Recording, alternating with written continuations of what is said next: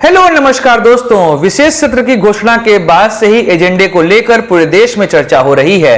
ऐसे में पक्ष और विपक्ष लगातार इसमें बातें कर रहा है, जहां पर विपक्ष सरकार पर आरोप लगा रहा है कि विशेष सत्र बुलाने का एजेंडा अभी तक सरकार ने नहीं बताया। तो ऐसे में दोस्तों आज हम बात करेंगे कि संसद के सत्र को बुलाने का तरीका क्या है, कैसे संसद के सत्र बुलाए जाते हैं, क्या विशेष सत्र का कोई प्रावधान है, इसके पहले जो विशेष सत्र हुए हैं उसमें एजेंडे के विषय में क्या पहले बात कही गई थी, चर्चा करेंगे आज के पूरे वीडियो में। तो फिर नमस्कार दोस्तों, मैं हूं सुधांशु और आप देख रहे हैं बेसिक्स की पाठशाला।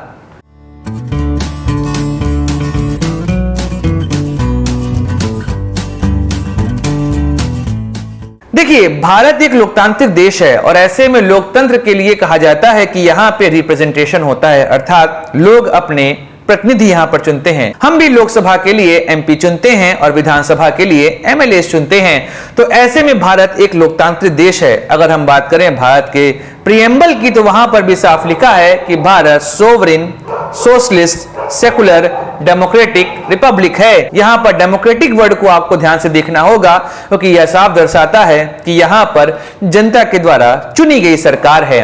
ऐसे में सरकार जहां पर चुनी जाती है उसको कहते हैं संसद। जी हां, संसद जिसके 3 अंग होते हैं, राष्ट्रपति, लोकसभा और राज्यसभा। जी हां, राष्ट्रपति इस संसद का अभिन्न अंग होता है, जिसे हम पार्लियामेंट कहते हैं। अगर मॉन्टेस्क के सिद्धांत को देखा जाए तो मॉन्टेस्क ने सरकार के शक्ति को 3 भागों में विभक्त किया था। पहला होता है लेजिस्लेचर, जो नियम बनाता है, दूसरा होता है एग्जीक्यूटिव, जो नियम को एग्जीक्यूट करता है, और तीसरा होता है जुडिशियरी, जो कि इसके द्वारा किए गए कामों को, अर्थात लेजिस्लेचर और एग्जीक्यूटिव के माध्यम से किए गए कार्यों को चेक करता है। अगर कोई भी कार्य ऐसे पाए जाते हैं जो गैर संवैधानिक हैं तो उसको वो नल एंड वॉइड डिक्लेयर करता है। तो यहां पर समझते हैं पार्लियामेंट के बारे में। देखिए, पार्लियामेंट भारत में देखा जाए तो आर्टिकल 85 इसके विषय में बात करता है। आर्टिकल 85 साफ कहता है कि संसद के सत्र को बुलाने का अधिकार राष्ट्रपति के पास होता है और राष्ट्रपति संसद का सत्र बुलाता है सरकार के रिकमेंडेशन के बाद। अगर यहां पर एक चीज और देखेंगे तो साफ लिखा हुआ है कि संसद के कितने सत्र होंगे, इसके विषय में यहां पर कोई चर्चा नहीं की गई है, लेकिन यह लिखा हुआ है कि 2 लगातार आने वाले सत्रों के बीच की दूरी 6 महीने से अधिक नहीं हो सकती है। यह बात साफ यहां पर लिखी हुई है। अब बात करते हैं कि भारत में संसद के कितने सत्र होते हैं। अगर हम संसद के नियमावली को देखें तो संसद के नियमावली के अनुसार भारत में 3 सत्र होते हैं। पहला होता है बजट सत्र, दूसरा होता है मानसून सत्र और तीसरा होता है शीत सत्र। जहां पर हम बजट सत्र की बात करें, जो साल का पहला सत्र होता है, जो कि जनवरी के अंत से मई के पहले हफ्ते तक जाता है, इसमें बजट पेश होता है, इसलिए इसको बजट सत्र भी कहते हैं और यह संसद का सबसे बड़ा सत्र होता है। इसके बाद आता है मानसून सत्र, जो कि जुलाई से अगस्त तक होता है और इसमें मानसून के टाइम पे यह हो रहा है, इसलिए इसको बोलते हैं मानसून सत्र। और तीसरा सबसे छोटा सत्र होता है, उसे कहते हैं शीत सत्र, जो कि नवंबर के अंत से लेकर दिसंबर के मध्य तक होता है। तो ऐसे में भारत में 3 सत्रों में काम होता है, लेकिन भारत कभी कभी यहां पर विशेष सत्र भी बुलाता है। ऐसे में 5 बार विशेष सत्र बुलाए गए हैं। अगर हम संविधान की बात करें तो संविधान में कहीं पर भी विशेष सत्र का प्रावधान नहीं किया गया है, लेकिन अगर आप आर्टिकल 352 देखेंगे, जो कि राष्ट्रीय आपातकाल के विषय में बात करता है, तो वहां पे साफ लिखा हुआ है कि विशेष बैठक बुलाई जा सकती है, लेकिन विशेष सत्र का यहां पर कोई भी प्रावधान नहीं लिखा हुआ है।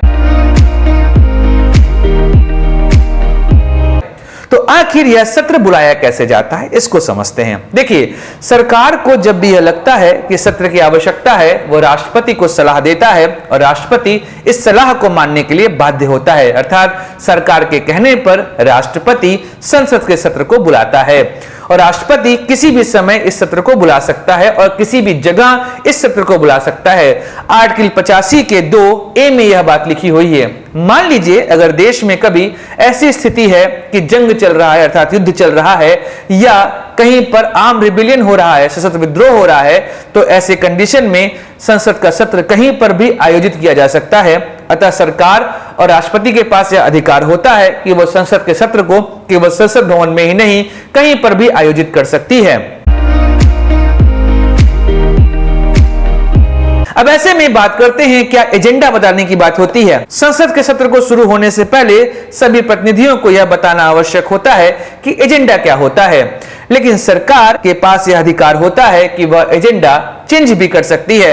हमारे पास दो ऐसे एग्जाम्पल हैं जहां पर सरकार ने जब आर्टिकल 370 को हटाने का प्रावधान किया था तो सरकार ने अचानक से अपने एजेंडे को यहां पर परिवर्तित कर दिया था, और 370 को हटाने के साथ साथ सरकार ने जम्मू कश्मीर के पुनर्गठन की भी बात कही थी। ऐसे में सरकार अचानक से एजेंडे को बदल भी सकती है। सरकार के पास यह अधिकार है कि वह विशेष सत्र के एजेंडे को बताए या ना बताए, ऐसा कोई बाध्यकारी प्रावधान संविधान में नहीं लिखा हुआ है, लेकिन विपक्षी पार्टियों का यह संवैधानिक अधिकार है कि वह इस बात को जाने कि आखिर विशेष सत्र में होने क्या वाला है। अब यहां पर एक और बात आती है, क्या विशेष सत्र में प्रश्नकाल होता है? तो देखिए, यह पूरे तरीके से निर्भर करता है स्पीकर के ऊपर कि वह प्रश्नकाल रखना चाहता है कि नहीं रखना चाहता।